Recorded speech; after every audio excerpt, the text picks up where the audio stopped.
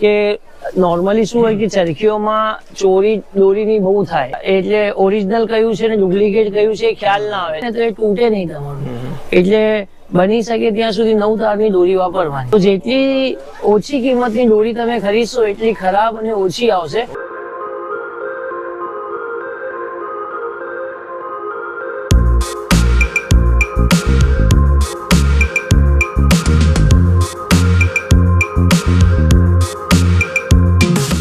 બાકી વેરાયટીઓ બહુ બધી હોય, એના સિવાય ચરખીઓ હોય બહુ ટાઈપની, આપણી શિવમની હોય, આરડીની હોય, ભગવાનની હોય, પછી અમારી પોતાની છે.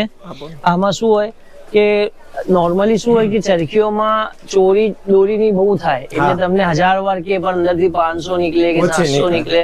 એટલા માટે અમે પોતાની બહુ ડુપ્લિકેટ. હા, અને એ વસ્તુ શું છે કે આપણે વર્ષમાં એક વાર ખરીદવાનું હોય તો આપણને એટલે ઓરિજિનલ કયું છે ને ડુપ્લિકેટ કયું છે ખ્યાલ ના આવે. જે વસ્તુ દરરોજ યુઝ હોય ને તે જ ખ્યાલ આવે. રીલમાં તો હાવ ખબર ન પડે. ટ્રેલર અલગથી ઇન્ડિવિડ્યુઅલ. એટલા માટે અમે અમારી પોતાની બ્રાન્ડની બનાવી છે, એસપી બ્રાન્ડની, સરફુદ્દીન પતંગવાલાની.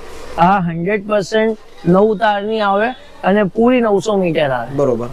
પછી અંદર ટ્રેલર કયું વાપરો તમે? અમે AKT આવે છે, એ 9 તારનું અમે લોકો વાપરીએ છીએ. તમારા દરેક રીલમાં તમે AKT જ વાપરો?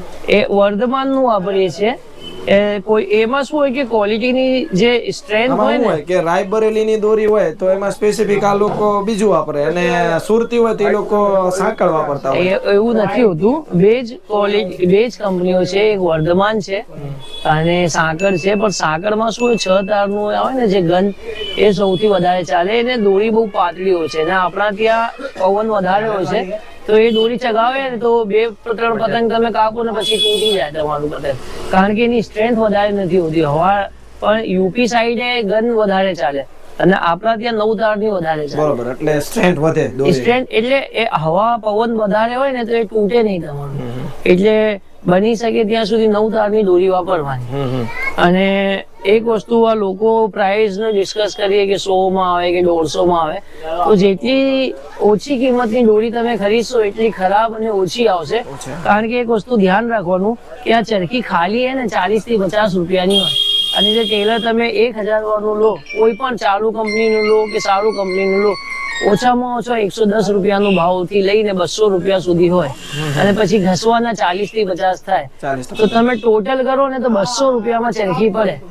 તો તમે કોઈ પણ ચરખી લો જે 180 અથવા 175 રૂપિયાથી ઓછી આપે તો એ તમારે સમજીને જ ચાલવાનું કે કાં તો એમાં દોરી ઓછી હોય, કાં એ 9 તારની જગ્યા 6 તાર કે 4 તાર હોય. પણ કોઈ પણ સંજોગોમાં 175 થી નીચે પૂરી ચરખી બની જ ના શકે. બરોબર. એટલે તમે એનાથી નીચે લેવા જાઓ તો સમજી લેવાનું કે તમે અથવા ઓછી લાવશો અથવા ખરાબ લાવશો, અથવા એ તાર નહીં આવે જે લખ્યું હોય. દોરીમાં આપણે ત્યાં સૌથી વધારે જે ચાલે છે એ બોક્સ વાળી ચાલે છે. બોક્સ ને દોરીથી કોઈ લેવા દેવા નથી, પણ લોકો અત્યારે પેકિંગ ઉપર બહુ ઇમ્પ્રેશન વધારે થાય છે, એટલા માટે અત્યારે આ બોક્સ વાળી ચાલે છે. તો આમાં 2 બ્રાન્ડ સૌથી વધારે વેચાય આપણા ગુજરાતમાં. એક છે શિવમ અને બીજી છે આરડી. આમાં બંનેમાં, અને એને પછી છે ખુશ્બુ આવે, ક્રિષ્ના આવે, અપ્પુ આવે, એવી રીતે અલગ અલગ બ્રાન્ડ આવે છે, યોદ્ધા આવે, એવી અલગ અલગ આવે. પણ સૌથી વધારે જે ચાલે છે શિવમ અને આરડી ચાલે છે. અને આ બંને બ્રાન્ડમાં 6 તારથી ચાલુ થાય અને 12 તાર સુધીની દોરી આવે, અને 100 ગ્રામ પેકિંગમાં આવે, 250 ગ્રામ પેકિંગમાં આવે અને 1500 ગ્રામ પેકિંગમાં આવે. આ 3 વેરાયટી 6 માં આવે, 9 તારમાં આવે અને 12 તારમાં આવે. પછી આમની 2 રેન્જ હોય, જેમ કે આ શિવમ છે, શિવમમાં આ સ્ટાન્ડર્ડ શિવમ છે, પછી શિવમમાં બ્લેક એન્ડ વ્હાઈટ આવે, સુપ્રીમ આવે, એવી રીતે આરડીમાં આવે, પ્લેટિનમ આવે, સ્ટાન્ડર્ડ આરડી આવે, એવી રીતે હોય. પછી આપણી જે બ્રાન્ડ છે, આપણી બ્રાન્ડમાં ફક્ત આપણે અત્યારે સ્ટોકમાં આપણી પાસે 1000 વાર જ પડી છે. આની જગ્યાએ 2000 વાર પણ આવે છે, આમાં 5000 વાર પણ આવે છે. આપણો જે હોલસેલનો રેટ છે આનો આ 180 રૂપિયા છે. શિવમનું જે 1000 વાર છે એ હોલસેલનો અત્યારે રેટ 310 રૂપિયા છે. એવી રીતે આરડીનો જે છે હોલસેલમાં 320 રૂપિયા છે. એવી તમે શિવમમાં 500 ગ્રામ લો તો 800 રૂપિયા છે, આરડીમાં લો તો એ 750-800 ની આસપાસ આવે. એટલે બહુ જાજુ ફેર ના પડે એમાં બંનેમાં, પણ એ છે કે 10-20 રૂપિયાનો ફેર પડે. આપણી ચરખી આ વર્ષે આપણે બોક્સમાં નથી, એટલે આપણી ચરખી એમ ના કરતા, આટલી મોટી બ્રાન્ડ નથી આપણી, તો એના કરતાં પ્રાઇસ ઓછું છે આપણી પણ ક્વોલિટીમાં કોઈ કોમ્પ્રોમાઇઝ નથી. શિવમ લો કે આરડી લો કે આપણી લો, બંનેમાં ક્વોલિટીમાં કોઈ કોમ્પ્રોમાઇઝ ના હોય. અને શિવમ હોય કે આરડી હોય કે આપણી હોય, આ ત્રણેયમાં તમને પૂરી દોરી આવે અને સારી ક્વોલિટીની આવે. અનબ્રાન્ડેડમાં શું હોય કે ક્વોલિટી એ ડાઉટફુલ હોય અને જેટલા તાર લખ્યા હોય એ કે એવું ના હોય.